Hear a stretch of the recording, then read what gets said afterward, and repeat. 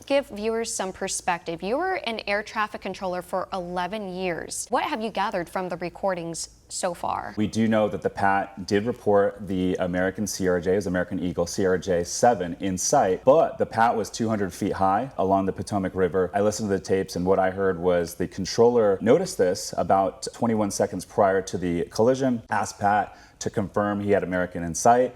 He said, yes, we'll maintain visual separation, which is great. Now that's on the helicopter. However, what the controller did not mention was that they had converging courses. What I think likely happened was the helicopter pilot had a different aircraft in sight. It was later at night. The controller was working multiple positions at once.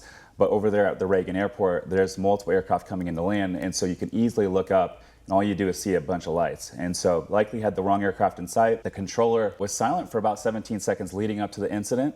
There was no traffic called out to the American coming in, the CRJ-7. There was no sort of collision avoidance or anything of that nature in the 17 seconds. And then after the crash for 16 seconds, I heard silence until another pilot came on and said, Tower, did you see the crash? It's just so horrific, these circumstances that have come about. I know you've been in contact with some of the people you still keep in contact with at the FAA. What have they told you? Well, first of all, my heart and condolences go out to all the 67 families involved. Yeah. From the folks that I have spoke to regarding this incident, what I do know is the staffing was definitely a big issue. I think that there's definitely a gap in terms of the quality of hires that have been brought onto the agency. Yeah. It was the case when I was there. I saw a lot of people getting signed off. Most controllers are great individuals, phenomenal at what they do.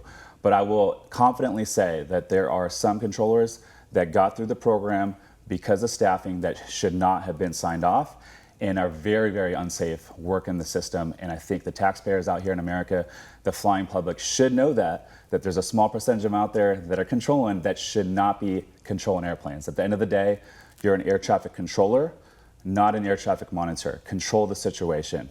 And I think that that's such a great point to hone in on, is that you're an air traffic controller, not a monitor.